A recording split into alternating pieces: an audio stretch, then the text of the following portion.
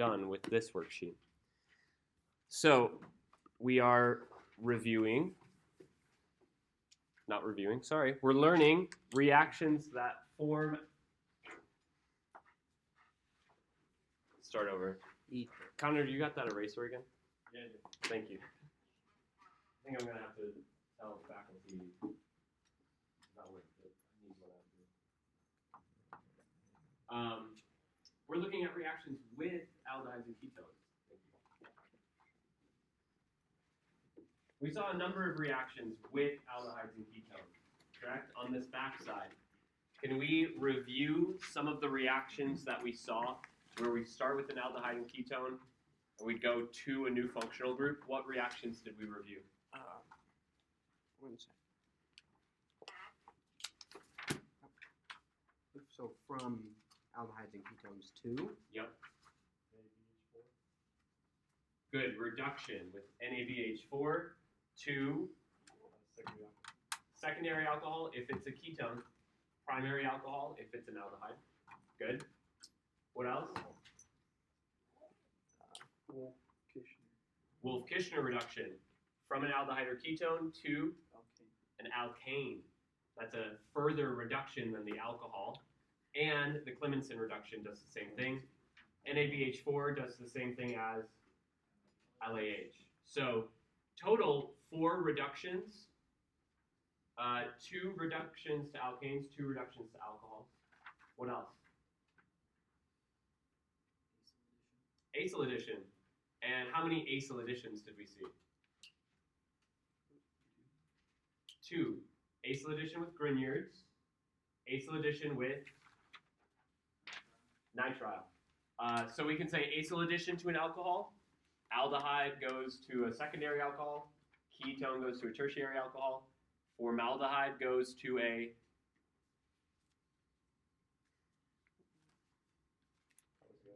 primary alcohol.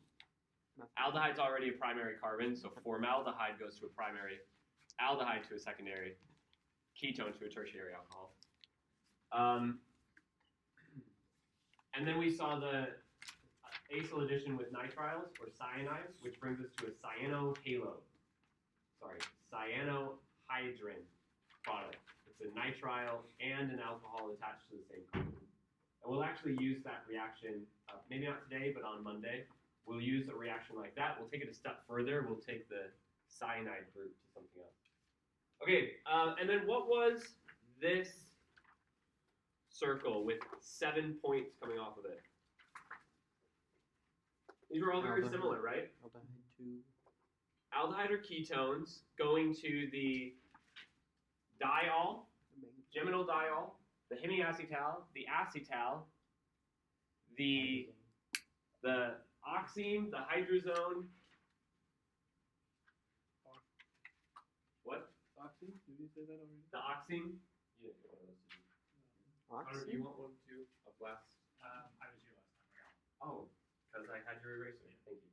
The enamine and the The imine and iamine. the enamine. Good. And this is a fun little linguistics part of our class.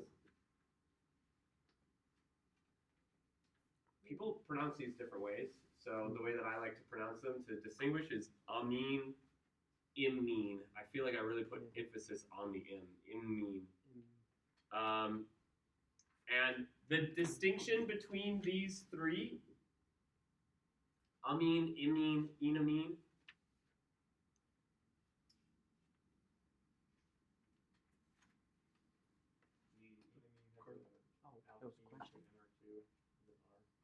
good. So amine, we know, goes to a nitrogen group. Enamine is when it's an alkene going to a nitrogen group. Whereas the imine, good. The carbon-nitrogen double bond. That is a carbonyl analog. Do you agree with that? Carbonyl is CO double bond. Nitrogen makes more than just 2 bonds. So a CN double bond has another group coming off of N. But that's analogous to a carbonyl. When we say R2 here, can hydrogen be substituted for R? in a lot of these instances. In fact, really it's the enamine. We'll see this in a little bit. We'll see that the enamine forms from this secondary amine where there is no hydrogen. So technically this can form, but it's typically where this is not a hydrogen. In fact, I think, let's clarify that. That's a good place for us to start today before we look at this last circle. Killian, did you have a question you wanted to ask before that? What's this one? That's the formation of the Amine? enamine. Amines are the reagents. Imines and enamines are the products.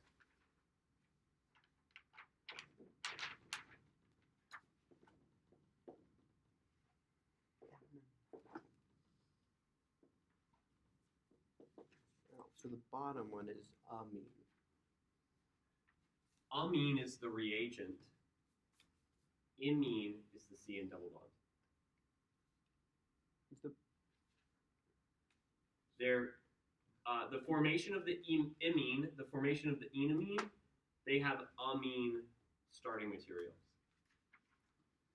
If I have ammonia or a primary amine is when your nitrogen is connected to two hydrogens and just one carbon group. It's the same verbiage we use for carbons. A primary carbon is bonded to one other carbon. A primary amine is bonded to one carbon. A secondary amine is bonded to two carbons, and the tertiary amine bonded to three carbons.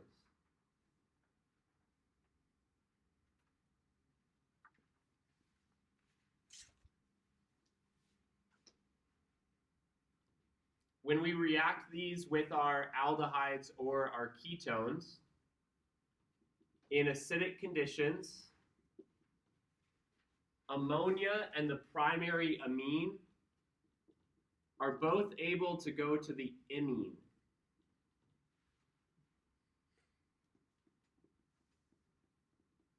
Do you guys remember the byproduct that formed from this reaction?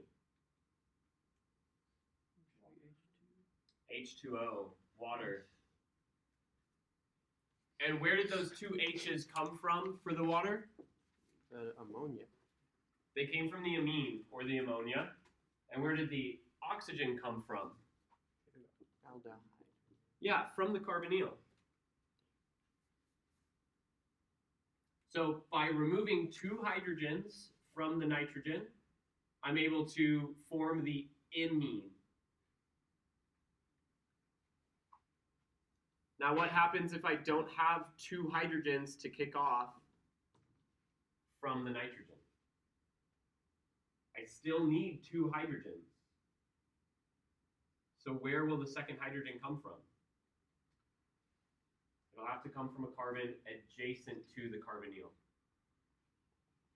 This is what gets us into the alkene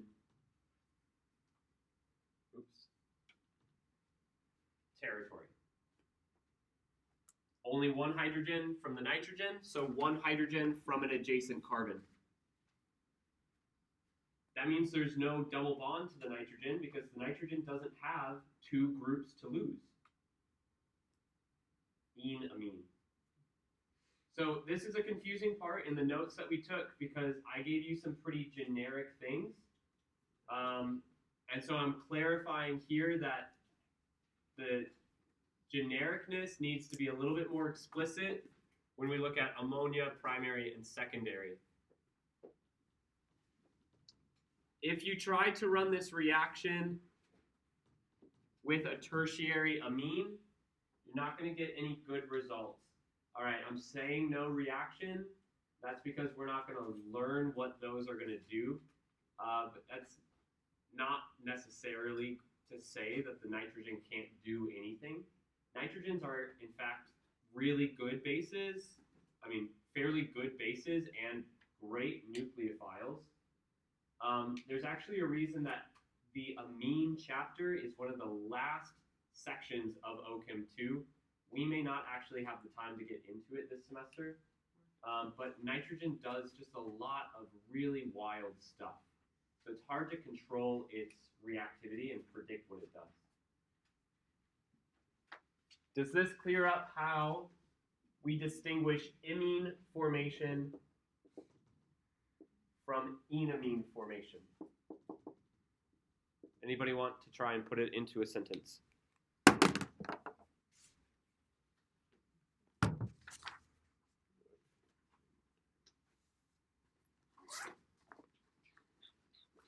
Anybody want to reiterate what I've said?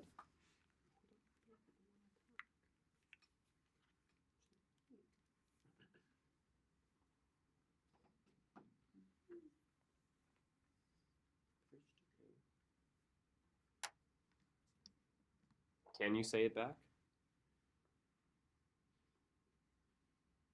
Primary and single nitrogen reactants form amines, and secondary blanking amines form and Good. amines. Perfect. Ammonia, and I think that's what you're saying, the single nitrogen group. Yeah. Ammonia and primary amines form imines, secondary amines form enamines. Great. Now when you see an imine, you can dissect it to figure out what amine reagent was used. You just cut off that double bond to the imine and add 2 hydrogens back to it, and you have your amine starting material. Or remember that these reactions are readily hydrolyzed. Hydrolyzed means reacts with water, and then it just reverses the reaction. So either you're looking for the amine starting material to give you your product, or you're looking for the amine produced by hydrolysis. All you have to do is add 2 hydrogens back to the imine. The secondary amine starting material is a little bit harder. Just 1 hydrogen back to that nitrogen. 1 hydrogen back to the adjacent carbon. These all get a molecular sieve. Molecular sieves are useful, but challenging. So I'm not going to require that you put molecular sieves on the reactants. You'll notice I didn't put molecular sieves here, or just MS even. We have some molecular sieves up in our chemistry stockroom. Some students were trying to run actually the lab project that you all are starting this week. They wanted to try and pull water out from that reaction so that they could promote the formation of the products. But the molecular sieves in that acidic of an environment, they just decompose. They get dissolved. Here, you might have a more mild acid environment. The molecular sieves might sustain. So it is still a challenge. Not something I'm going to ask you to put for sure, but it is a good thing to remember. All right, let's fill out this last chart. On the front side of our page, we had this diagram forming aldehydes or ketones, and sometimes both. This time, we've got an aldehyde and a ketone. One of them is reacting with both. The others are reacting with just the one, and you can see going down, it's both of them reacting in different ways. Going to the right, it's the aldehyde. Going to the left, it's the ketone. All right. These are new reactions to us, by the way. So these are reactions you haven't seen yet.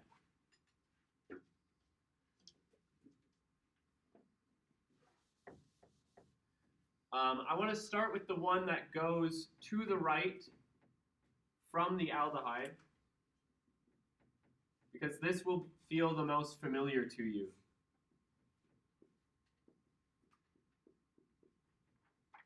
What's our reagent? Chromic acid. Chromic acid. Good time to remind you that this is actually not the chemical formula of chromic acid. Just the component. It's just a way of generating chromic acid in situ. Chromic acid is H2CrO4, which generates in that aqueous sulfuric acid solution. But chromic acid isn't something you really want to be hanging around with, so it's better to make it in situ.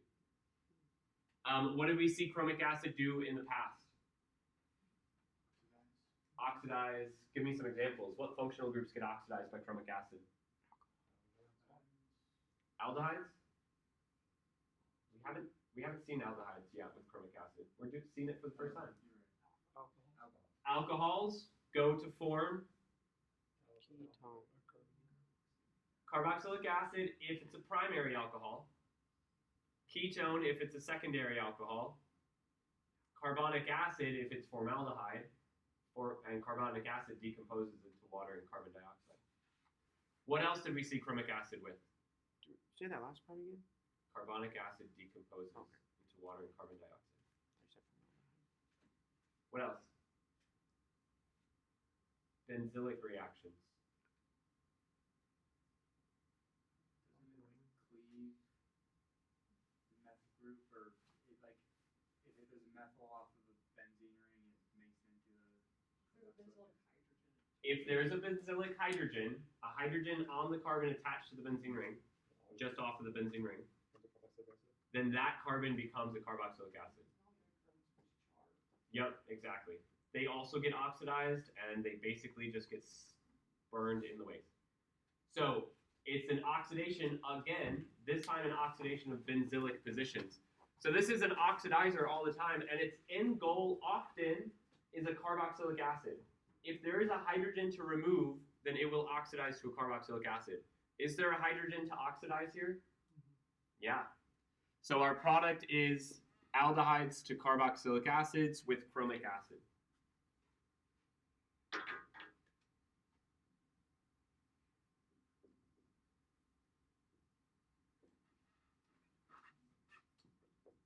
And actually, when we write this equation or this reaction, primary alcohol with chromic acid, it first oxidizes the primary alcohol into an aldehyde. It removes one of those hydrogens, and then the aldehyde gets oxidized further.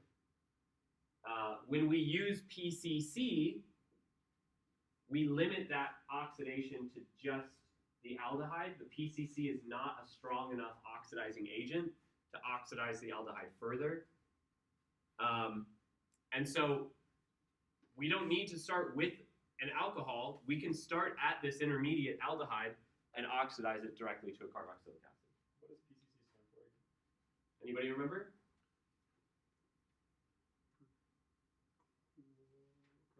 Chlorochromate is one of it. And the first P is the first P. P is pyridinium. Pyridinium is the conjugate acid of pyridine.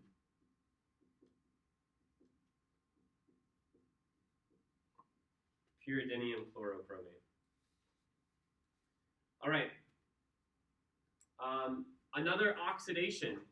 The ketone to the left can be oxidized with MCPBA. Who remembers MCPBA's full name? It's a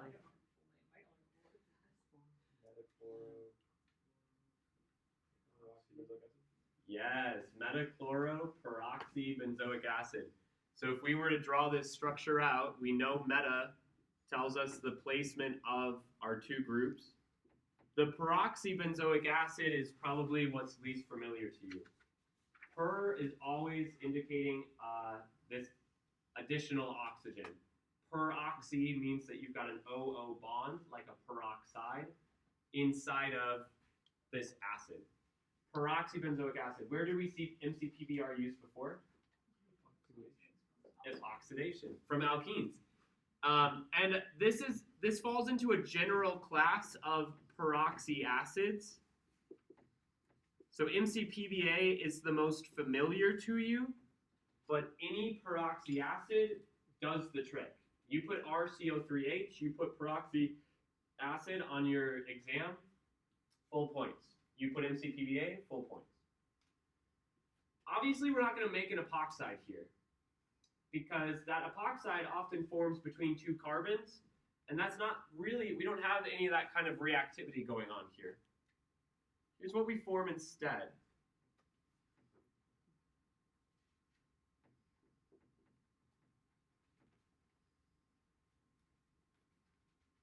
What's that? An ester. Not an ether, because it's got the carbonyl attached too. Ah. Can we be specific about the regiochemistry of this ester?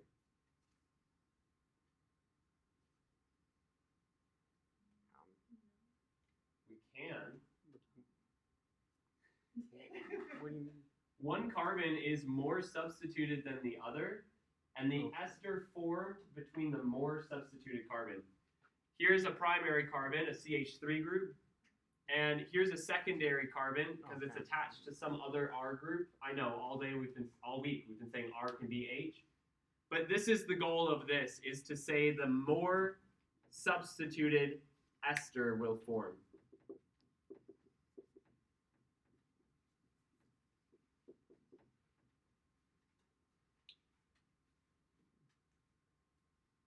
I won't make you learn the mechanism, but it's a quick Google search away. Similarly to the mechanism for MCPBA, there's just a lot of weird arrow pushing going on inside of the peroxy acid, and one of the byproducts is MCBA, metachlorobenzoic acid. It donates an additional oxygen. If you had to guess, would you have any indication about which of these three oxygens becomes the new ester oxygen? The carbonyl, the first O, or the second O? It is the second O. Yeah. Well, doesn't the oxygen that it's in a bond with bond it stronger than the carbon would on the carbonyl? Or is that because it's a pi bond? Doesn't the oxygen that it's... Does this oxygen pull on this oxygen stronger than this carbon pulls on that? There's no pulling between oxygens. They have the same electronegativity. All right, the reaction that goes up... So wouldn't the carbonyl oxygen be a better leaving group? No, it's not. This oxygen is. The reaction that goes up, we're going to take this aldehyde and this ketone, two carbonyls. Oh, I'm sorry. I don't know what I was thinking. We're not going to do that. We'll have to make a small little edit. We're going to have two different products. Ah. In my head, I'm seeing the reaction, and I goofed out there. All right, so it's going to look very similar to the bottom instead. Let's put this hash up here.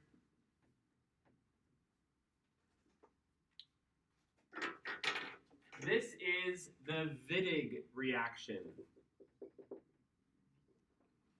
Why is it pronounced Wittig? Because that guy's name is German. The Wittig reaction uses an ylid.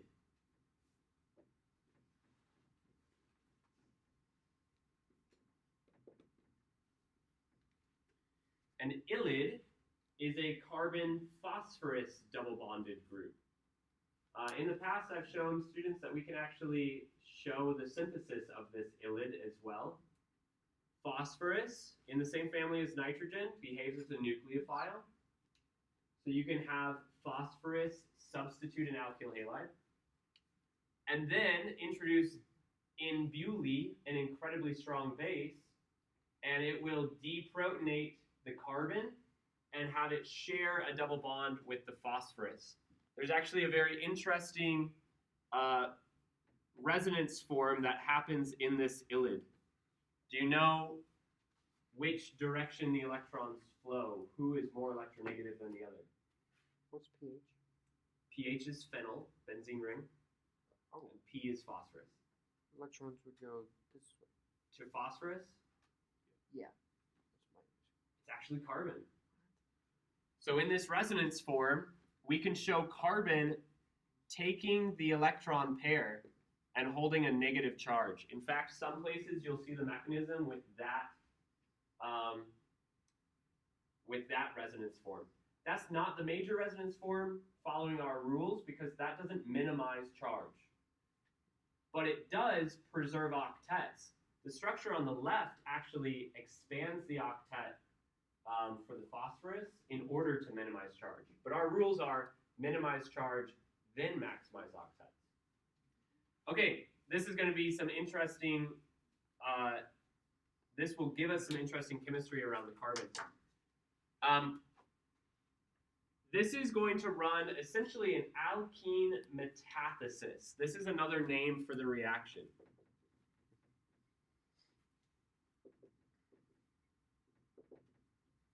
Do you know what metathesis means? Meta maker? Yeah. Makes it meta? In my opinion, the closest use that's pretty common is when cancer metastasizes, which I think is similar to the word here. It means builder. Yeah, to take from parts and build. And so we're making an alkene in this reaction. We've actually seen how to take an alkene and make a carbonyl. Now we're reversing it. So the carbonyl carbon and the ylide carbon come together to bond in a new alkene. If you wanted to draw this a little bit different, you could have the two R groups coming off the top there of the alkene. In the case of this aldehyde, similar situation, an alkene is made.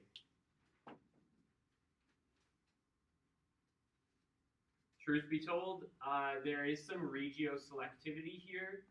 It's not always clear inside of textbooks what regioselectivity is preferred. So we're not going to get into that. But there's this odd trait of the intermediate that actually prefers the Z-alkene product over the trans-alkene product. It prefers cis over trans because of something to do with electrons in the intermediate.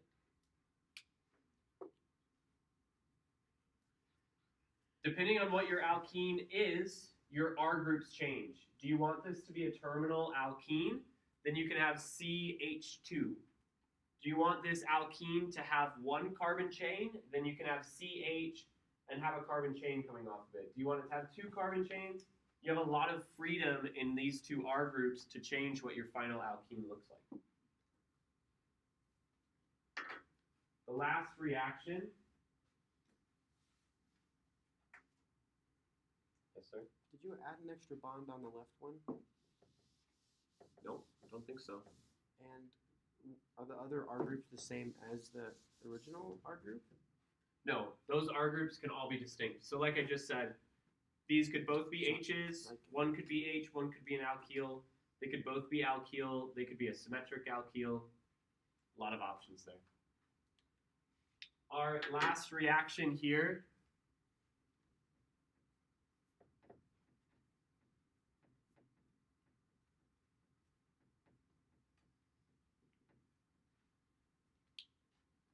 a really weird way of drawing a primary alcohol. So I'm going to just draw it normal.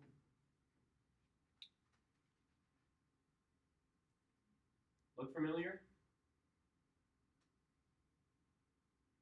NADH4 reduces to alcohols. LAH reduces to alcohols. What now? MnO2? MnO2 is the opposite. MnO2 oxidizes to aldehydes and ketones. This is a two-stepper, just like all of our other reductions. This will have an aqueous workup. Can you think of a new reducing agent that we've seen recently that could be applied to the aldehyde and ketone? Dibol. What is the usefulness of dibol with all of our other groups? No, opposite. Dibol gives just one. So acid chloride can be reduced twice to an alcohol. Carboxylic acid reduced twice to an alcohol. Esters reduced twice to an alcohol. Amides, nitriles.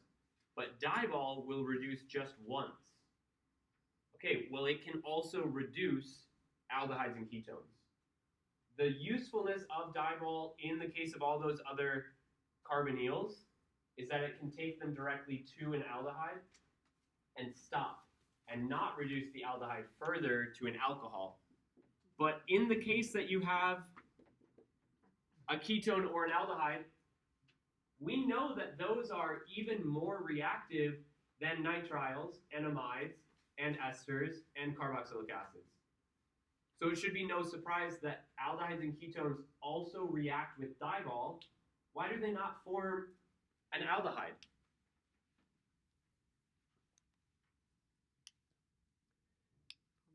in all of those other carbonyls, you reduce once, you kick off some side chain, and you can keep the carbonyl.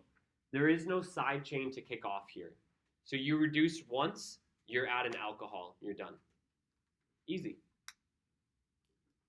Okay, any questions on our reactions that produce and reactions with aldehydes and ketones?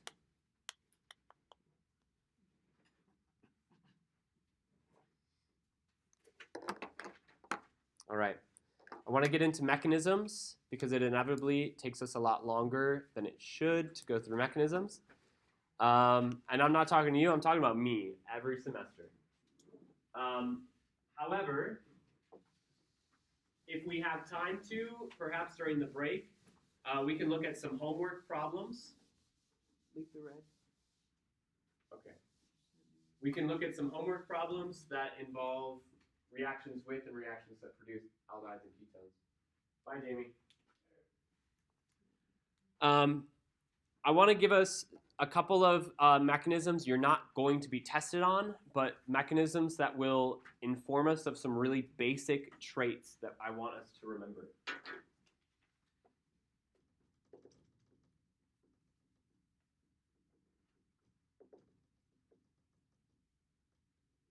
We'll start with the diol formation in bases.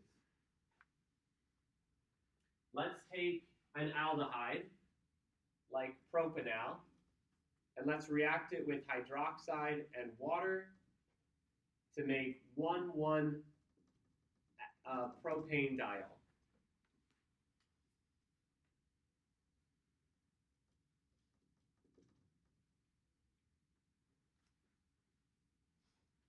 In my mechanism, I'm going to show every reagent at each step just so that I don't lose track of it.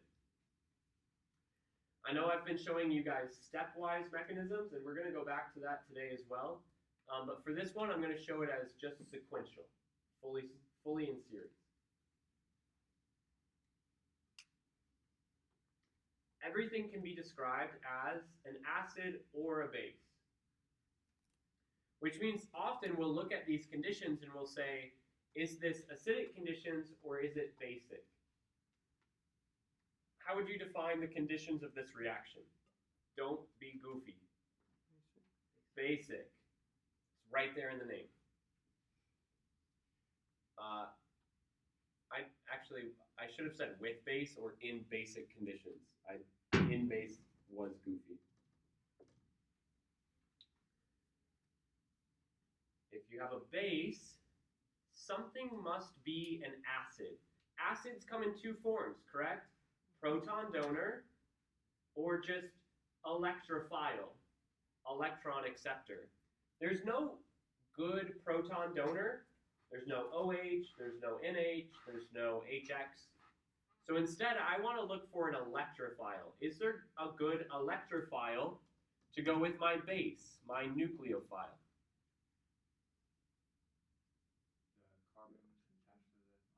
Good. The carbonyl carbon is my electrophile. In fact, we said that on our first day in this new unit. We said we're looking at carbonyls a lot. Carbonyls are electrophilic at the carbon, nucleophilic at the oxygen. Hydroxide is a much better nucleophile, so the carbonyl will act as an electrophile. Hydroxide donates electrons to the carbon. CO double bond breaks to the oxygen.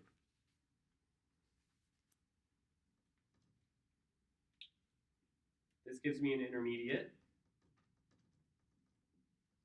And I'm going to explicitly show my O to H bond in water at this step.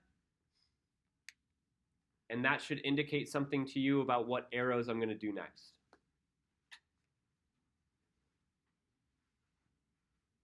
How far away am I from my final product? Just in terms of bonds that I'm missing. What am I missing in this intermediate that I need to have in my product?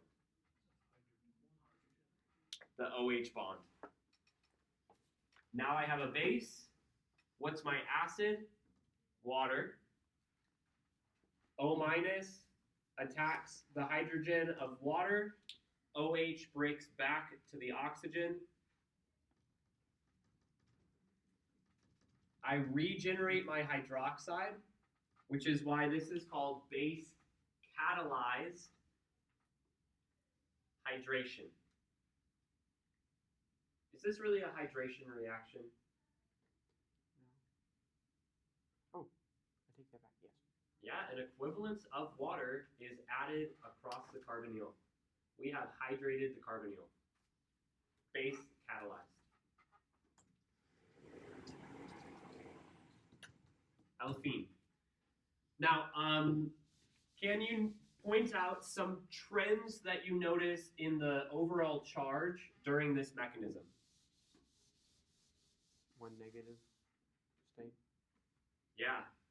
Nothing is positive in basic conditions. And that's a lie. But we ignore the spectator ion. Right? If this had been written as sodium hydroxide in water, I'm ignoring the sodium ion because it's not playing a role. And so all of the actual chemistry involves negatively charged reagents and intermediates. Basic conditions have negative charges. Let's do it again in acid.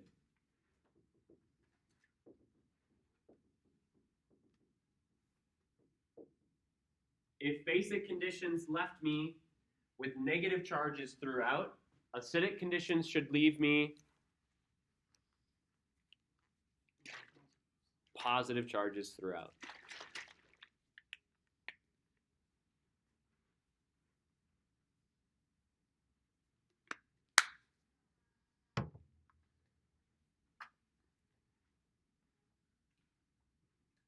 Let's do the same thing. Unless you want to take a different, you want to show a ketone happening, or do you want to keep the same aldehyde? Ketone. A ketone? Propanone. Propanone reacts with water and acid. I'm not used to writing it that way. It doesn't really matter. H2O, H3O+. And this gives us 1,2-propane-diol. 1,2, oh my goodness. 2,2-butane-diol. I got nothing right about the first name. Let's look at our mechanism. Once again, I'm going to show every reagent, and I'm going to be strategic about what bonds I show at what points.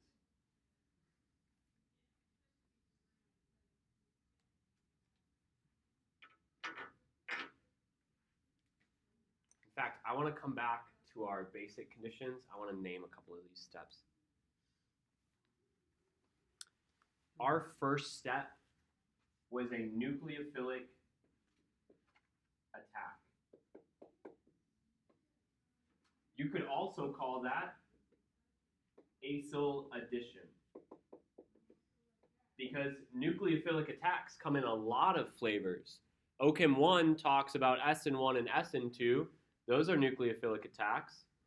We looked at EAS and NAS. Those have nucleophilic attacks. But this is a specific nucleophilic attack where I break open a CO double bond. What happens in my second step in basic conditions? Protonated. Yeah. So you could call this protonation, or you could refer to it as acid-base. Since we're looking at the organic structure, the organic structure is being protonated, so protonation is a good name for it. Basic conditions.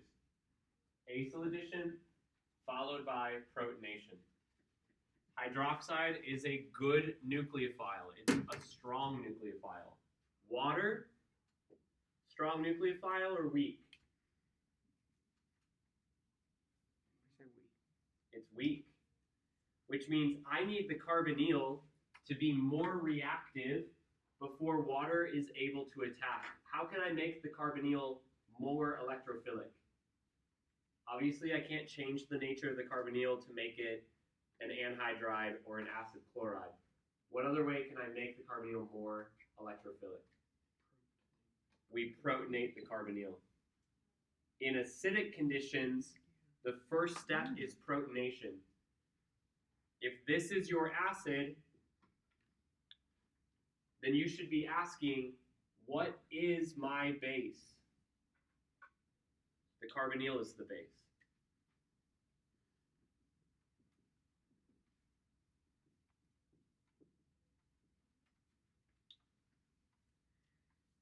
Now I have a protonated carbonyl. That's an even better electrophile. So I'm ready to do what? Acyl addition. Water donates a lone pair to the carbonyl carbon, breaks open the carbonyl double bond.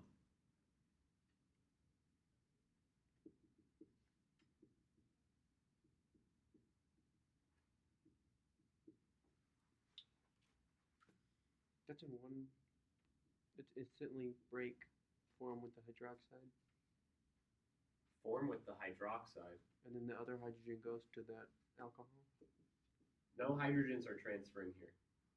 Do you see any bonds that has anything to do with a hydrogen?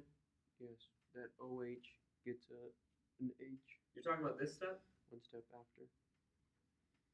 This breaks, the water splits apart. Water doesn't split apart. Where does the hydroxide come from? There is no hydroxide.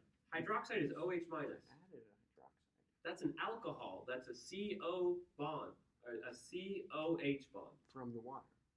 No, water is right here. Notice how it still has its two hydrogens? Oh. How many hydrogens does this oxygen have? One. How many bonds does it have now? Two. How many bonds does it have at the end? One. A CO double bond is breaking, a CO bond is left. No hydroxide. No hydroxide. Alcohol, yes. Hydroxide has a negative charge. Acyl addition, right? Different nucleophile, different charge, same process. CO double bond breaks. What's my last step? Deprotonation. Water takes a hydrogen from the newly added oxygen group. That leaves me with my diol, and it reforms my acid. Thus, acid catalyzed hydration. We've got base catalyzed hydration, acid catalyzed hydration. Which one was easier? I agree. Shorter steps. Less arrows, even. No, maybe not. And you kind of dive into the chemistry you're used to with base catalyzed conditions. Nucleophile attacks, breaks a bond. In acid catalyzed conditions, we're doing kind of what feels like extra steps, superfluous steps. That was a big word for me. Protonation, because I'm in acidic conditions. I don't have a good nucleophile. I need to make it a better electrophile for my weak nucleophile. Then I need to deprotonate to get to my final product. Maddie. Energy-wise, even though there are more steps, would you say they both take the same amount of energy to get to that result, or would it take more steps and more energy in acidic space because we don't have as easily utilized? That is a great question. The question is, does one of them take more energy or less energy? I don't think I have a good answer for you there. There is something to say about having an aldehyde versus a ketone. The aldehyde is probably more reactive regardless than the ketone. Also, it's important to say that these are in equilibrium all the time, which means that these products can react to go backwards to the aldehyde. And so I'm going to say that it's probably fairly equal regardless of acidic or basic conditions. If you were running it with no base or no acid, that would always take more energy. If you had just an aldehyde and water, a ketone and water, that's going to be a very high energy barrier. But the hydroxide and the hydronium are acting as catalysts, which drop the energy barrier but change the number of steps. So, could you accomplish the same thing if it was just water and heat? Yes, you can. Yep. And here's the interesting thing. You would have to have water attack the neutral carbonyl, which is going to leave you with O minus and O plus, or OH2 plus connected to the chain. You would have both a negative charge and a positive charge. For a net neutral. Exactly. If you had no base and you had no acid, you'd have this net neutral Zwitter ion, which then another molecule of water would need to deprotonate this group, and after taking that proton, transfer it to this group, which is why it's much harder. You're creating that less stable intermediate. All right, here's what I would like you guys to attempt. Take the diols we formed in their respective conditions and react them back to their starting materials. I'm asking you to take the products and show the steps going backwards.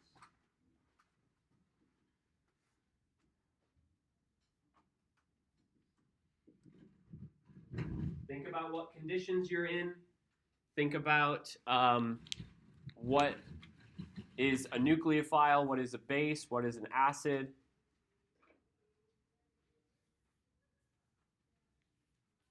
Are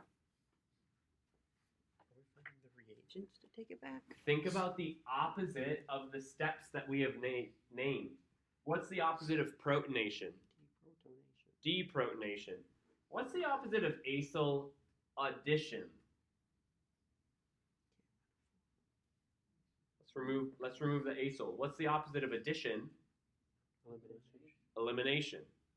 So if in one direction you're doing an addition step, then in the reverse you should be doing an elimination to form an acyl. If in one step you're deprotonating, the reverse should be protonating. If in one step you're doing protonating, the reverse should be deprotonating. So take the names of the steps and flip them on their heads.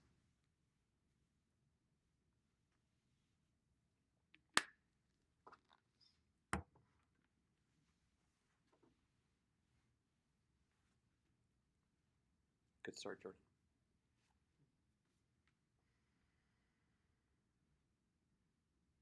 Which one do you want to start with? Whichever one feels easier to you.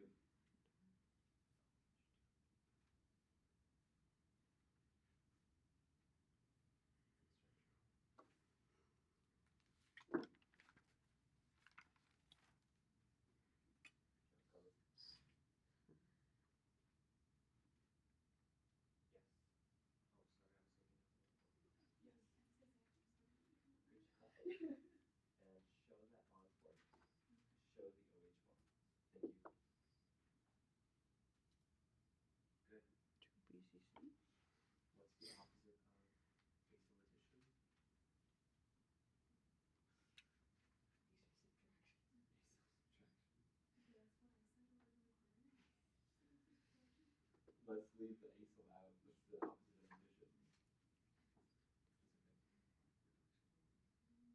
PCC. And basic. In OCHEM 1, we learned that there are two main types. And Addition, acidic? elimination, PCC and acidic? elimination. So here, I want to see an elimination reaction. Form a double bond, kick off the group. Yeah? And think about how close are you to starting material? What bonds need to form, what bonds need to break to get you there? You're really close. You're right, it's going to be deprotonation, which means we're going to have hydroxide as a base to deprotonate. Oh, okay. If you actually never mind. I think the answer might Okay. And then thinking about the intermediate, it looks like you've got both of these without hydrogens, as if they've both been deprotonated. But what intermediate did we have before? Oh, we only have One had an H, one was O minus. That's the only intermediate we should form. So now you know the intermediate. You gotta find arrows that get you here. Okay?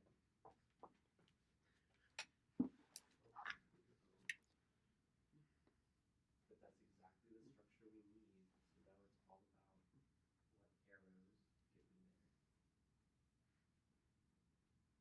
Okay, we're sure with the wrong condition. This one should be OH minus. That one, the 1,1 propane diol is reacting in basic conditions. And the 2,2 butane diol is reacting in acidic. You know, we did the diol formation in basic conditions with right here. Yep, with the 3 carbon chain. So this should be basic conditions OH minus. See the final product? It's the diol and hydroxide. And that's what we want to start with here. That diol and hydroxide. Oh, okay. I got you. We're starting here and then just working backwards. My guess is Sorry. And by the way, you don't have to guess the number of steps or the intermediates. You have them. You could just draw them all out backwards and then figure out what arrow pushing you need to get you there. my guess is in the one for basic, if you do two ratio PCC in acidic conditions, that you could get back to that. No. Good try that.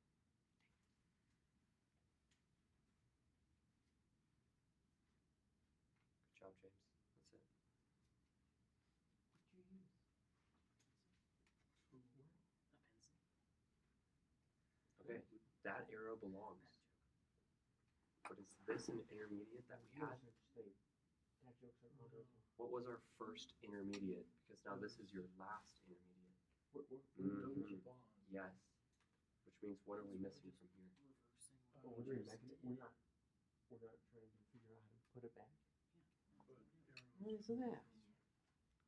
This is like the Mhm. steps we did on the board here to the reverse. Yes. Exactly. And what charge ends up there? Nailed it. Great work.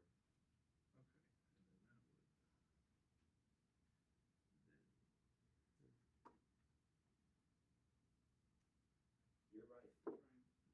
So this, yes, hydroxide takes this H, gives the bond back to O. Now, I need to get back to my very original starting material.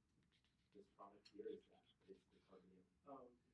Would it just add on to this carbon and then one the Water's done reacting. Oh, okay. Mm-hmm.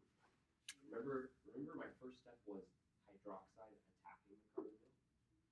I need to reform the carbonyl and eliminate hydroxide. Oh, okay. So would it? Where's hydroxide? It's Here, right here. right here. How can I get rid of it? By protonating it or by turning it into a deleting group. Just kicking it off. Oh, okay. But if I just kick it off, then carbon is losing electrons. Where does the CO double bond come from? It comes from these electrons. Oh, it comes from these electrons. Yeah, remember in our first step, the CO double bond went up to this O. Now this O gives those electrons back, and it kicks off the group that came in. Oh, okay. We're Would it be the, reversing every arrow. so is it the same? So what is the reagent that causes it to form that double bond, and where does it It's itself. react? Oh, okay. So It is- It's just unstable. And then, Yeah, oh, yeah, yeah. Okay. You might think of it as collapsing. Oh, okay. It's kind of, that double bond is reforming and kicking off a group as it does that. Oh, okay. That makes sense. I was like, where? No where does it come external from? reagent needed. Yep. Nailed it. Great job. Perfect. Perfect. Nailed it. Great job, Cooper. What you got, Dad? So actually, you showed me your OH bond, but your arrow looked more correct before. It should go from the OH bond to the O. Here it looks like it's from the O to the CO bond.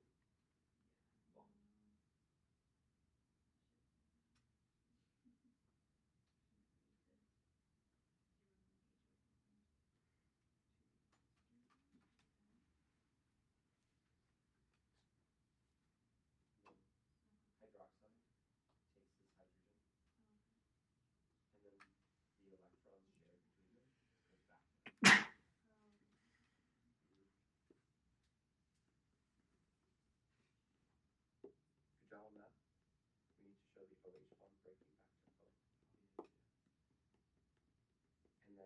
this bond breaks, who gets the electrons, carbon or oxygen?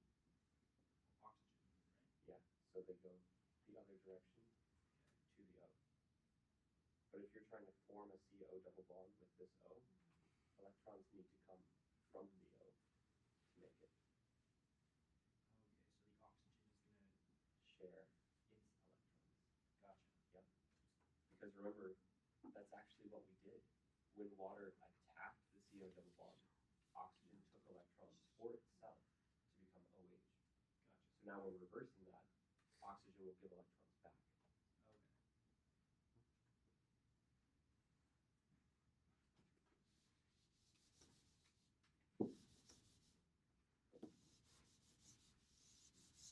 Okay. So now you show them? Now we show them. Are you guys ready? We never did anything with the aldehyde hydrogen. So we're not going to try and show anything with the aldehyde hydrogen. Instead, we want to have something with one of the OH groups, since we did a lot with the OH groups. All right. On our base catalyzed reaction, I mentioned earlier that you have this shortcut for now, where we can actually just draw the intermediates that we had in reverse, and all we have to do is show the arrow pushing to get us there. Hydroxide here, water here,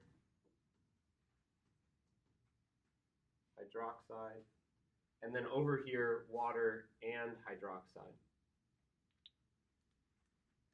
In my final step, in my deprotonation step, O- took a hydrogen from water to create hydroxide. Now to reverse that, hydroxide takes a hydrogen from OH to make water and O-. What I can see is I need to break an OH bond, I need to form water. So I actually need to highlight one of these OH bonds. Quick reminder about arrow pushing. Electrons always move from the more negative atom to the more positive atom if a bond is forming. A bond forms because an atom that owns electrons shares them. If a bond breaks, it goes toward the more negative atom. If a bond breaks, the atom that owns them takes the electrons. How will an OH bond form between water and a hydrogen? Oxygen shares its electrons. I'd like this arrow to start from the negative charge, not from the O atom, unless you're showing the lone pair on the O atom. How does this OH bond break? Oxygen owns those electrons. So those two rules I just mentioned are highlighted here. The more negative atom forms the bond. The more negative atom takes electrons when a bond breaks. I'm going to say it better. When a bond breaks, electrons go to the more negative atom. When a bond forms, the electrons come from the more negative atom. My difference here is that I need to form a CO double bond and I need to create hydroxide. The water doesn't play a role here. So I form a CO double bond. When a bond forms, it comes from the more negative atom. And I break a CO double bond. When a bond breaks, it goes to the more electronegative atom. I'm done. Deprotonation, elimination, done. That's the reverse of acyl addition and protonation. Can I answer questions on that one?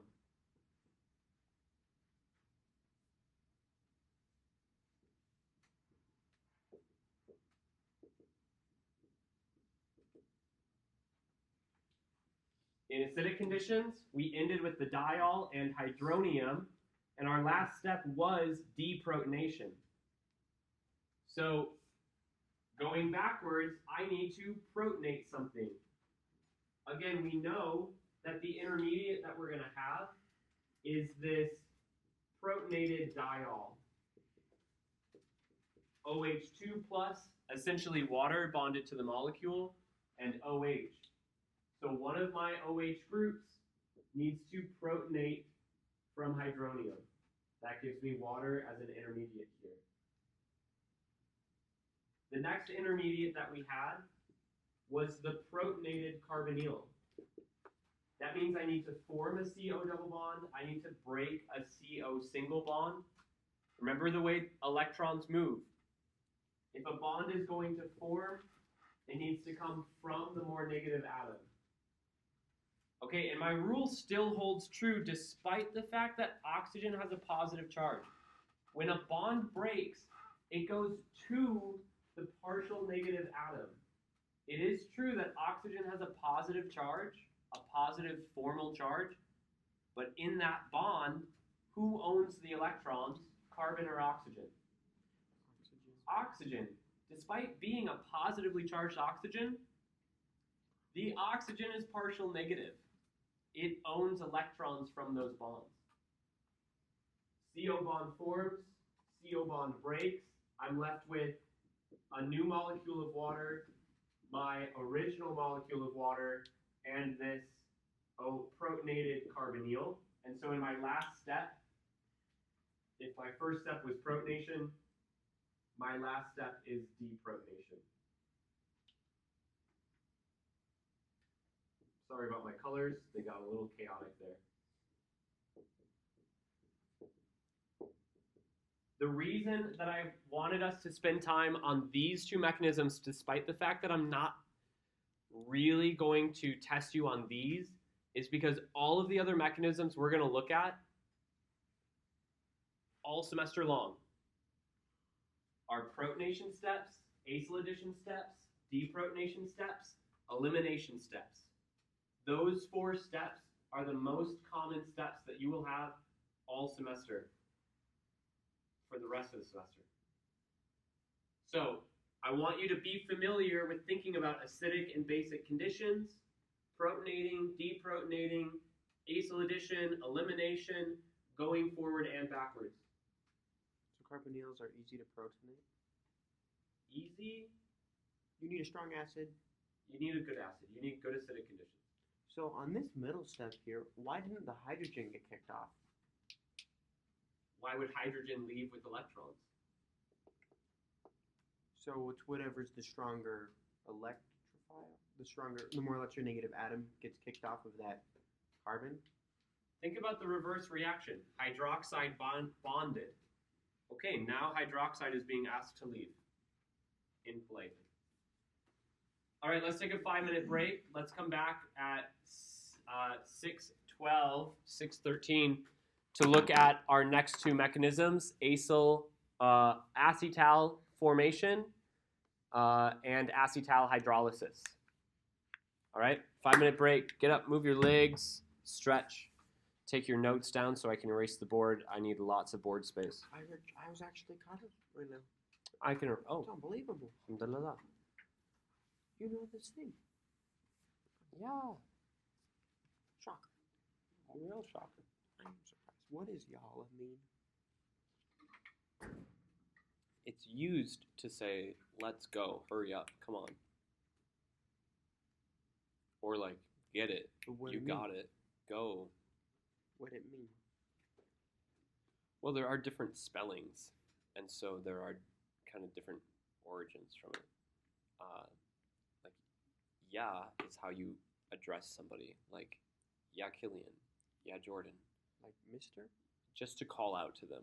Hey. Yeah, Killian, did you do your homework? Give it to me. That kind of stuff. Like oi. So you can spell it as Yallah, oh God, calling God. Yallah, oh God, go. But most people spell it as just an expression. Yallah, go. That's what it means. Is it? It's my understanding. Does it sound the same way as yellow? Yellow. No, when they answer the phone, they say allo. No, does it like sound the same as when someone answers and says yellow? No, it sounds like Yallah. Okay. And when they answer the phone, they say allo. I heard my partner do that, answer the phone and say allo. And I was like, you say hello with such a silly little accent. He's like, I'm not saying hello, I'm saying allo. I was like, yeah, that's like very clearly hello, but with an accent. And he's like, no, I can say hello just fine without an accent. And I was like, I'm not saying you are the first one to say hello. I'm saying hello traversed the world, and it got to the people that raised you, the society that raised you, and it became hello. And he's like, it doesn't mean hello. It's just something we say when we answer the phone. I was like, do you know what we say when we answer the phone? Hello. And do you know who invented the phone? Alexander Graham Bell. Yeah, so I think this is an English word that traversed with the phone. And he just wouldn't buy it. He was like, no, it's impolite to just answer and say nothing. You have to say something. I'm like, I know, I answer the phone too. Do they say hello? Hello, Hello. hello, hello, Aloha. aloe vera. It's all the same word. And you know hello doesn't mean anything? Like, hello isn't an old word. It's like, let's look into it. Its origin is Etymology. around the time of the telephone. E-T-Y-mology.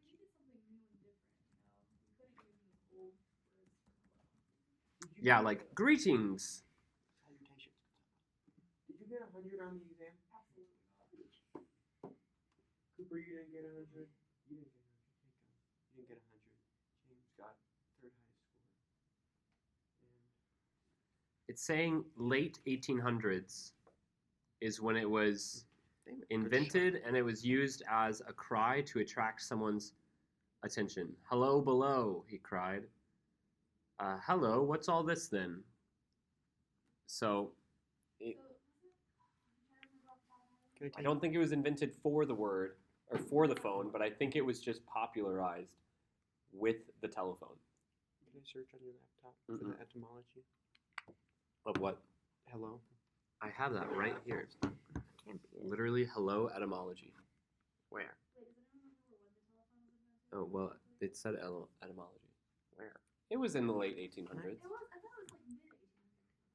E-T-Y. There's a TikTok of it. Okay. Oh, there. There, I said etymology, and then I just clicked on hello. Hello. Oh no, you're right. 1876. Whatever the exact. Okay. So it's an Anglo word. Sure, sounds like it. Not one of those Frenchies. What do the French say? They say, allô? Bonjour. Je ne sais quoi. Bonjour, salut. Bonjour. I do like so. Bon matin is good morning. Arrivederci. Isn't that Italian? No, it's Oh, not. yeah, you're right. One time I tried to say arrivederci in my class. I was like being funny and silly, and I stuttered really hard, and like I don't think I even pronounced it right, and the whatever silly moment I was trying to make felt more awkward than silly. Is it Italian? Is it Austrian? I don't know. Those are not languages I know. You know French? A little bit. What does C mean? S-I.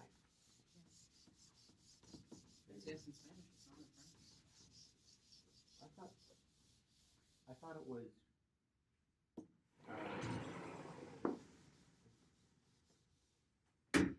Killian, I forgot to ask if you had all of this.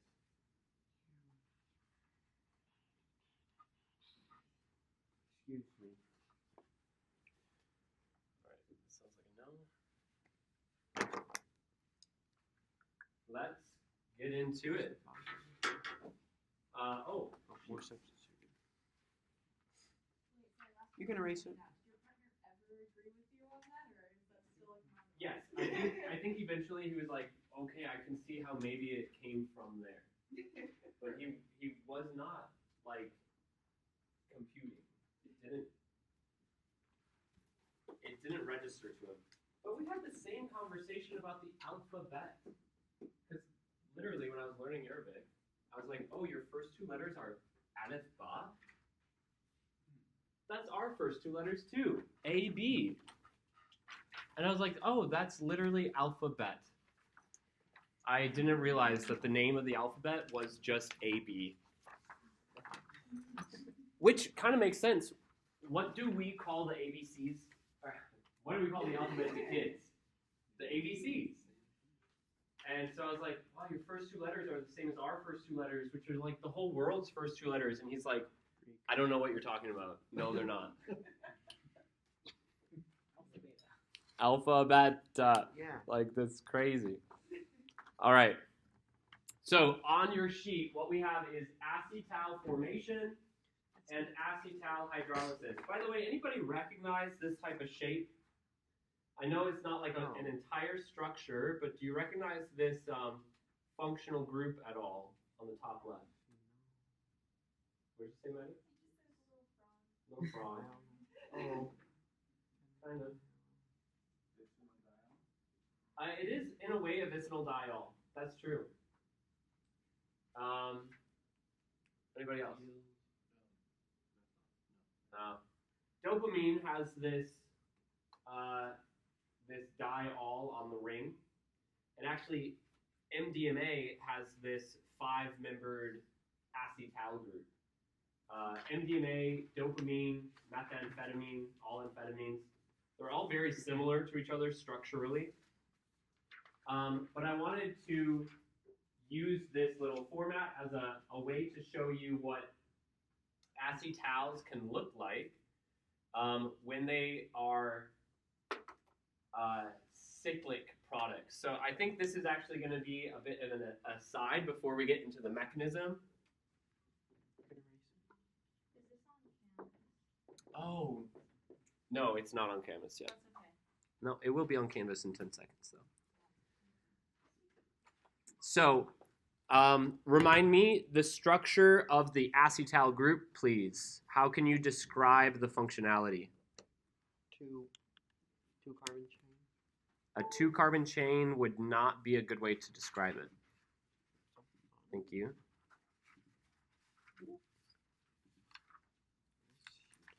The acetal group is best defined as a gem diether. Off of the same carbon, we should have 2 ether groups attached. So, do those and those ether groups come from what precursor? What reagent is needed to make an acetal out of a carbonyl? What reagent is needed? Okay, acetal and imine mechanisms are up on module 4. Yalla, what what reagent? 2 equivalences of alcohol. Good, 2 equivalences of alcohol. So, some common acetals, if I have this carbonyl and I use 2 equivalences of methanol,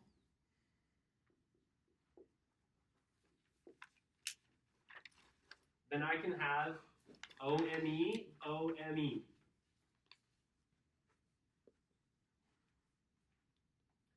Well, it might not surprise you to hear that 2 equivalences of one reagent is a little bit more wasteful than just 1 equivalence of a diol.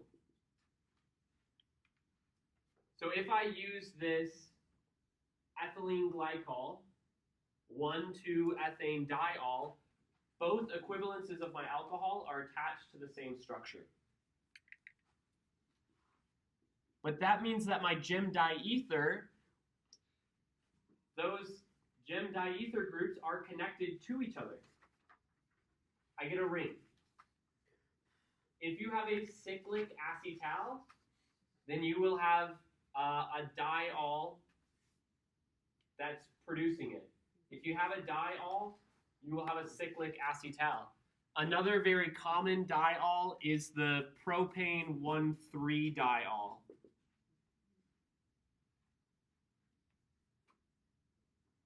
If ethane 1,2 diol made that 5-membered acetal ring, then propane 1,3 diol will make a 6-membered ring. I'm adding in an extra carbon, so my ring gets an extra carbon.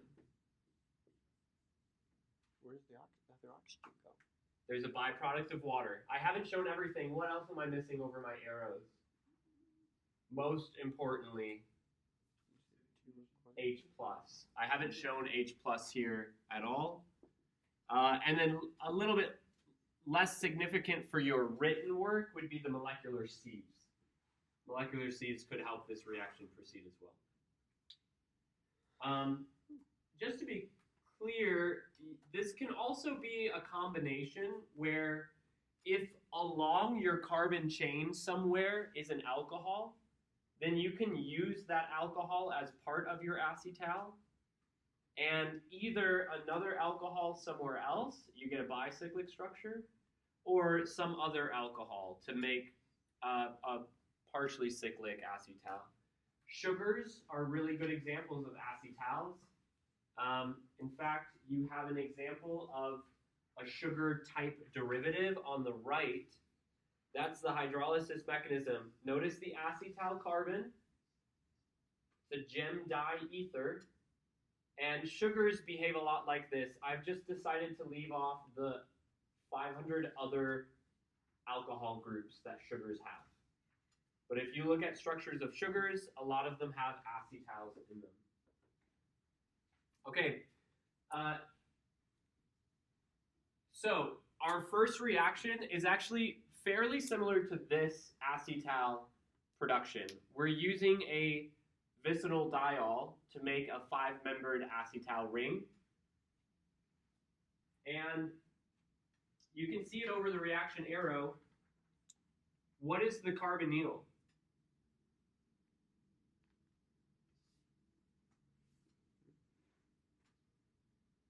Oh, wow. Formaldehyde. It's a 1-carbon carbonyl.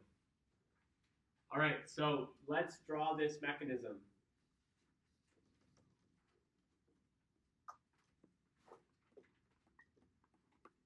I've actually explicitly said that we're going to use tosylic acid. A lot of times I will say H+ and give you the choice of using H+, acetic acid, or tosylic acid. Does that mean the OH is off the methyl? I'm thinking of toluene. This is, well, we're going to draw it out in a little bit. All right, our first step in the mechanism. Am I in acidic conditions or basic? Acidic conditions. So my first step should be protonation. What should I protonate? The bottom one. The bottom alcohol? Oh, or the... Won't be useful. Let's protonate the formaldehyde. Let's protonate the carbonyl. All right, I'm gonna draw everything out, even if it doesn't really have a role in this first step. Here's my formaldehyde. Here is my tosylic acid. Formaldehyde acts as a base, takes a hydrogen from tosylic acid, and becomes protonated formaldehyde.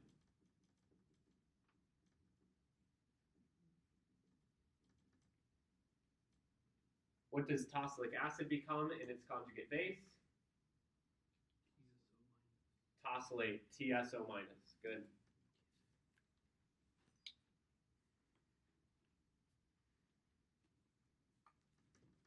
After this has been protonated, what is a good second step? It's now a better electrophile.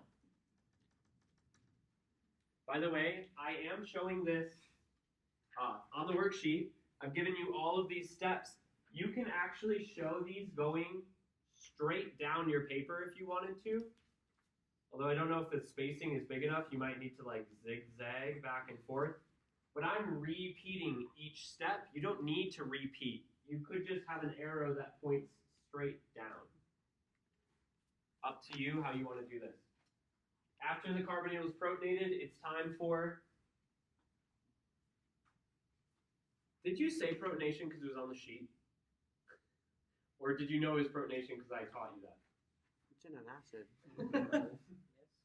All right, then read the sheet. What do we do next? Acyl addition. Because I have a protonated carbonyl, which is ready for nucleophilic attack. Tosylate or one of my alcohols? One of the alcohols, one of the carbons that I want to bond to that carbonyl carbon. It leaves the benzene? No, sir. Leaves. No, sir. No leaving. It uses a pair of electrons to bond to the formaldehyde carbon. Didn't the hydrogen go? Oh, it does. I want to point out this to see that you caught it. TS O minus is here as well. Did you catch the fact that the carbonyl carbon of formaldehyde is the acetal carbon of the acetal? Carbonyl carbon is the acetal carbon. That is the goal. Acetal carbon, carbonyl carbon, they're one and the same. What comes after acyl addition? If I'm in acidic conditions, I've now got this protonated group on me, and I want to get that to be deprotonated. So tosylate here acts as a conjugate base and deprotonates the oxygen that just acted as a nucleophile.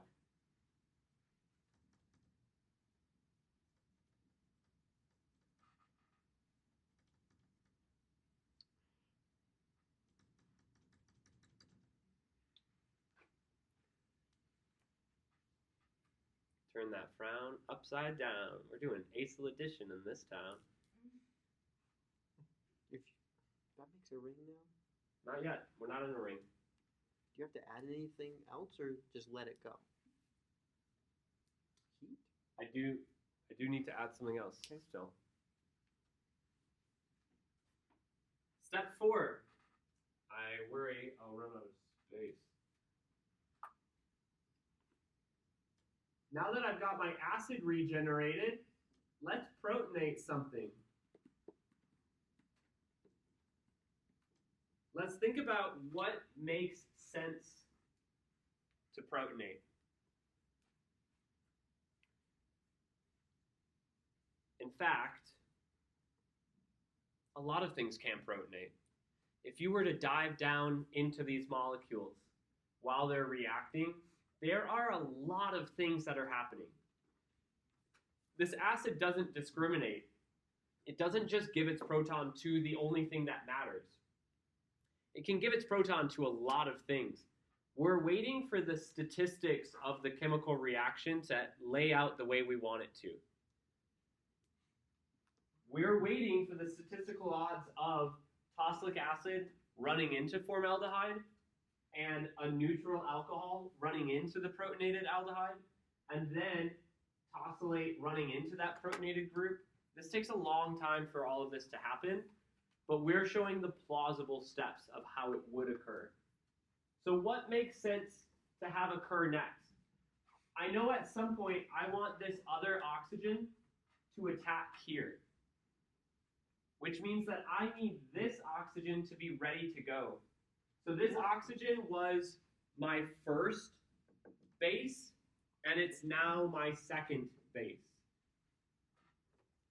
This is my second protonation step. Killian? Wouldn't the benzylic oxygen be more stable because there's the ring to stabilize the minus that it would leave, or the plus that it would leave? So it's not about stability, it's about plausibility. What will get me to my final product? Not what will happen. But both will. Both will happen, yes. Oh. If you dove down into a reaction flask that had this going on, how many molecules of these would you be surrounded by? Hundreds? Thousands? Moles. Millions of billions. Probably fractions of moles, which are still millions and billions of molecules. So you're going to run into a lot of different scenarios. You're going to run into these steps running backwards, undoing themselves. What good is that? Why would we show it? We're just showing the steps that gets us to the final product. We're not showing what happens every single time in the reaction flask. The 4 can go either way. All of these steps can go either way. What is step number 5 listed as? Elimination. Interesting. It's not substitution. What happens to us next will shock you. We run an elimination reaction, similar to what we saw last time, where this water gets kicked off of the molecule. But elimination is not just kicking something off. Elimination is forming a carbon, a double bond. What could form a double bond with the carbon that's losing that water? Yeah, the new ether that has formed. Oxygen forms a double bond.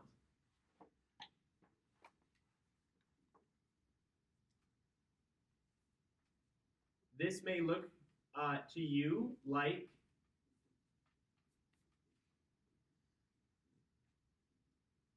a carbonyl. Well, it looks a little bit more like a protonated carbonyl than anything. Or really, it looks like an alkylated carbonyl. I've got my 2 hydrogens here. Are you guys okay with the fact that we haven't been drawing them? They just get a little bit pesky to keep drawing all the time. So we haven't been drawing those 2 hydrogens, but those are the same 2 hydrogens of formaldehyde. That's the carbon of formaldehyde. That's the carbonyl carbon. In step 6, this pseudo-carbonyl, it may be kind of rude to call it that. This pseudo-carbonyl surrounded by water and tosylate goes through what? Acyl addition. The second alcohol finally has a chance here to break that carbonyl back open. Don't forget that in every step, arrow pushing is still predictable. The CO double bond breaks towards the partial negative atom. Oxygen takes its electrons back.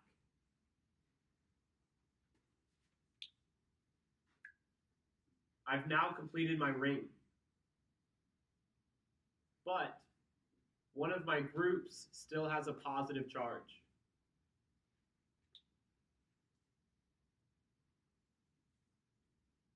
How close are we to the final product? One step. We're right there. All I need to do is deprotonate. Truth be told, water is probably a better base here than tosylate, but we've been using tosylate as our conjugate base, and it's possible that it can act as a conjugate base, so it's easiest to show that.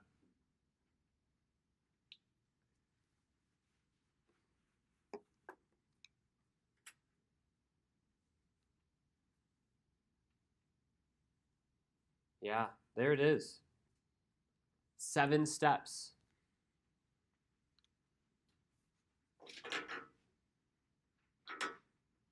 All right, remind me, was this the formation of the hemiacetal functional group or the formation of the acetal functional group?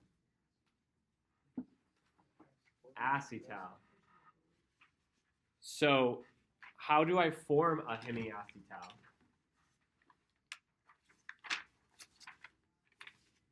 Is there a hemiacetal anywhere in this molecule?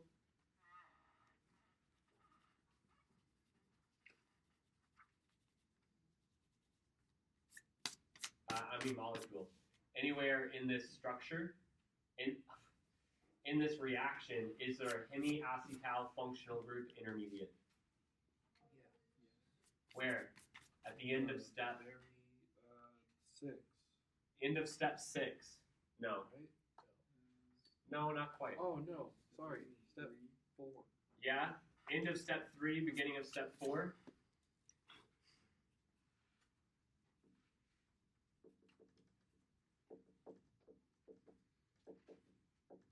Hemiacetal. You got to track the carbonyl carbon. It's the carbonyl carbon that becomes the hemiacetal and then the acetal. And wouldn't you know it, the hemiacetal forms halfway to the acetal product.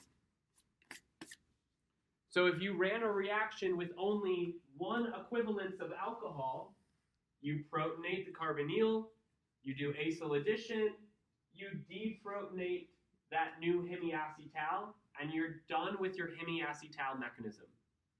Steps 1 through 4 is the hemiacetal mechanism. I'm sorry, steps 1 through 3.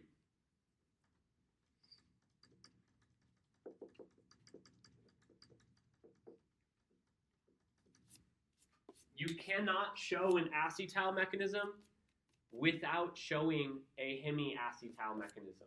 It's embedded.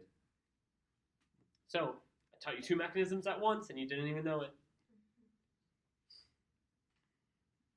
Are you ready to show the hydrolysis?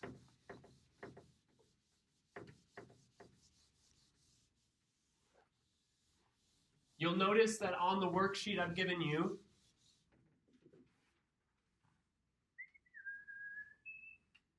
the steps have been reversed. Down here at the bottom, step 7. What is the opposite of deprotonation? Protonation. What is the opposite of acyl addition? Elimination. What's the opposite of elimination? Acyl addition. What's the opposite of protonation? Deprotonation. What's the opposite of deprotonation? Protonation. What's the opposite of acyl addition? Elimination. And the opposition. You get it. So steps 1 through 7 on the right-hand side have been reversed for us to show the hydrolysis of this second reagent.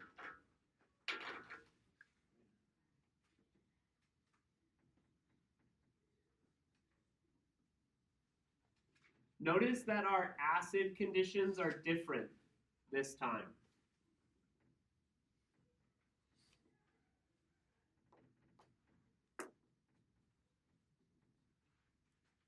By the way, I'm abbreviating a cyclohexane ring here because it is so annoying to draw. And we're abbreviating cyclohexyl with CY. That's a common abbreviation in inorganic chemistry. We don't see it as often in organic chemistry because we're normally drawing it. But it's a useful abbreviation for us in this reaction so that we don't need to draw it out every time. But again, notice that we're not using tosylic acid and we're not in a water-free environment. That's because this time we are running hydrolysis of the acetal.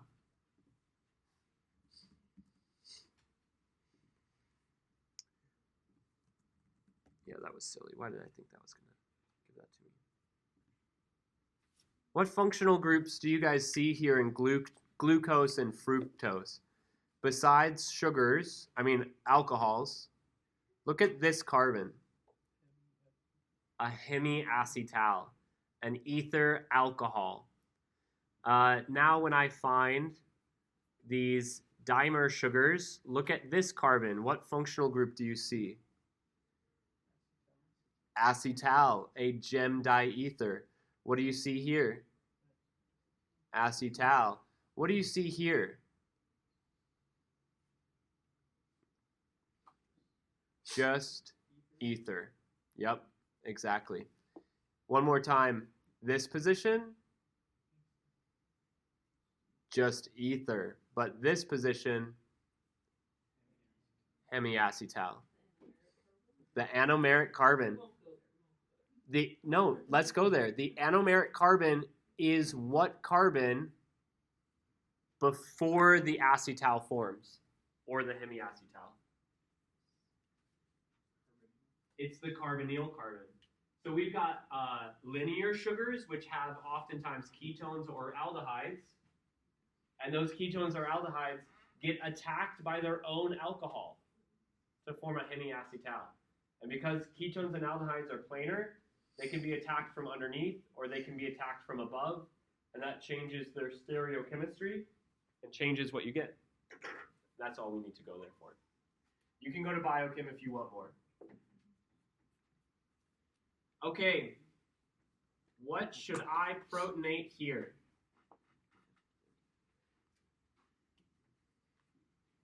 By the way, H3O plus is a great acid to use because the conjugate base is water. I don't necessarily recommend using H plus because the conjugate base doesn't exist. And so showing deprotonation steps is always a little funky. I'll demonstrate for you guys what it would look like, but I'm going to keep it with H3O plus. Does it matter which of my oxygens I protonate first?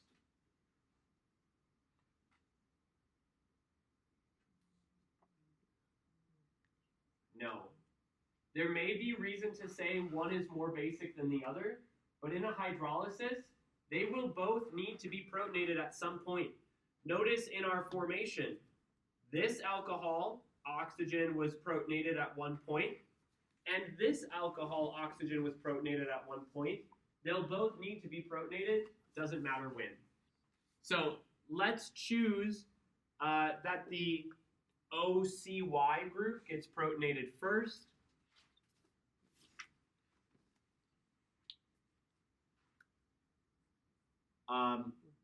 Quite truthfully, the reason I'm doing that is because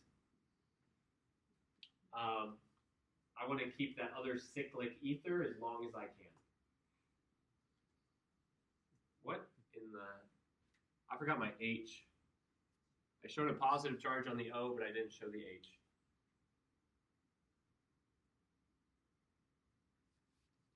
Protonation, followed by elimination. What can I eliminate? What bond can I kick off? And what double bond can I form? Think back to your structures. What double bond do you want to have?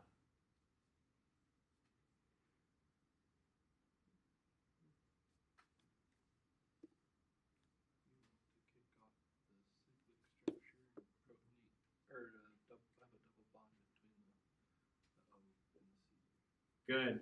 I'm going to kick off the group that just got protonated. It's now a good leaving group. And I'll form a double bond with my other oxygen. Remember that we had this pseudo-carbonyl. I'm going to reform that pseudo-carbonyl. And I forgot to show it, but I've got water down here as well. I get one of my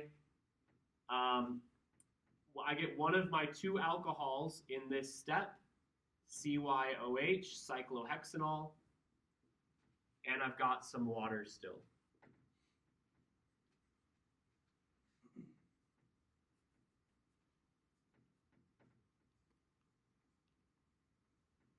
If you guys want to, you could box off CYOH. It's done for the reaction.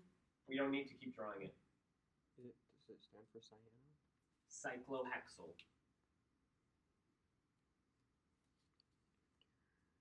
Cyano is just CN. It doesn't really get abbreviated. What's next? Step 3. Acyl addition. Look at that pseudo-carbonyl. What should I add to it? The oxygen that attacks next is going to be the carbonyl oxygen. Remember, at this point in our mechanism, we had actually just kicked off water, and that oxygen that got kicked off in water was our carbonyl oxygen. So this water molecule that attacks now breaks open the CO double bond. That's going to be our carbonyl oxygen at the end of our mechanism.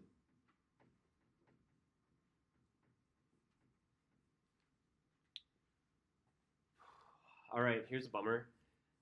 I like to show you guys all the reagents at every step where it's relevant. And I kind of messed up, right? So I've got H2O and H3O plus over the arrow, but I only showed H3O plus. So there was a molecule of water sitting here, a second molecule of water at the byproduct there, a second molecule of water that watched the elimination step occur.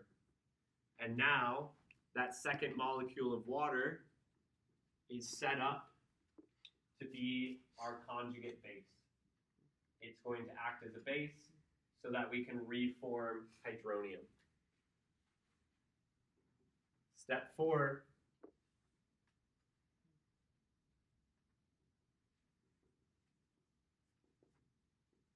What would I want to deprotonate except for that positively charged intermediate? Water acts as my base. OH bond breaks back to the oxygen.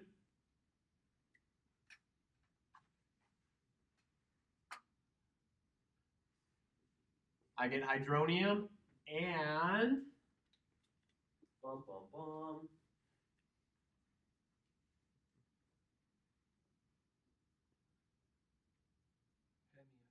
Hemiacetal. A gemetherol.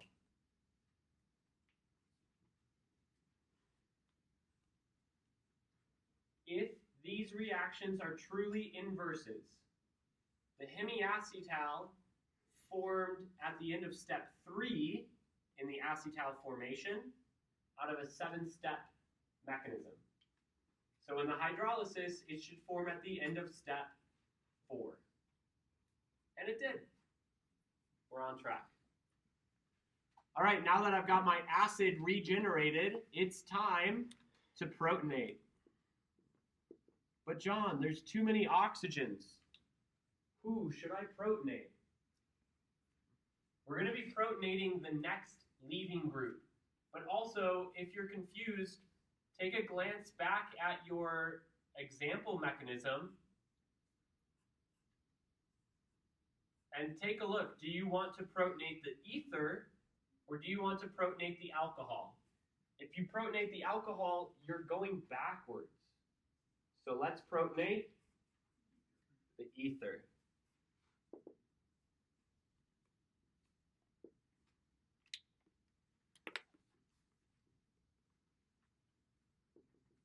Now that I have a protonated ether, that oxygen can act as a good leaving group. It can now take its electrons and get out.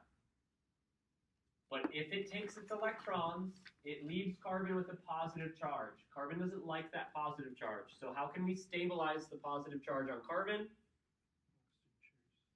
Good. The OH shares a lone pair, and we create a carbonyl, a protonated carbonyl. So we would call this next step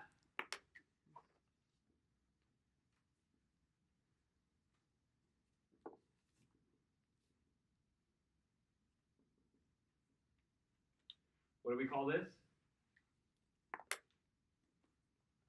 I kick off one group and I form a double bond with another. Elimination.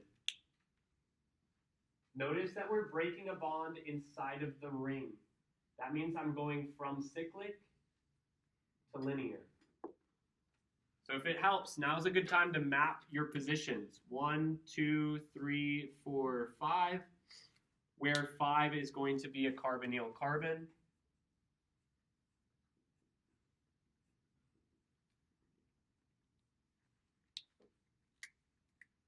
One, 2, 3, 4, 5. 5 is a carbonyl carbon. 1 is an alcohol.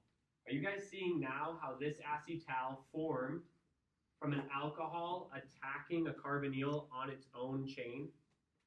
And then also the alcohol from another group attacking it? That's exactly how our sugars polymerize. All right, what should I do to get to my final product? I'm so close. Deprotonate. I've got a protonated carbonyl. I want a carbonyl. I deprotonate my carbonyl.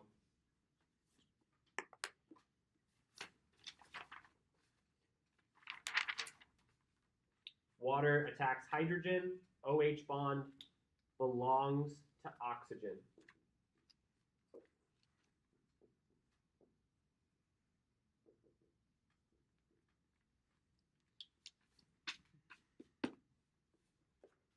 This mechanism is the same number of steps, but it's just inverted. This mechanism will be an option on your final exam. One of these two mechanisms. One of these two mechanisms will be on your unit test as well. Do you need to guess how many steps are in this mechanism? Do you need to guess what the intermediates are, when they form, what happens next? Never. So what I really, really would love to see, I'm waiting to see it yet in any of my classes, I would love to see every person have an example of this mechanism with the correct number of steps and the correct arrows on their cheat sheet, so that all you have to do is apply a new carbon chain structure to it. Before we go, on the back side is the imine formation and hydrolysis. How many steps? Only 6. And that's because we lose a second acyl addition, or a second addition reaction, because we actually end up with another pi bond. So it's less steps. It's a little bit easier, but also a little bit tricky because you're dealing with nitrogens. You can follow the same thought process here. What should get protonated? What acts as a nucleophile? What should get deprotonated? What should get protonated next?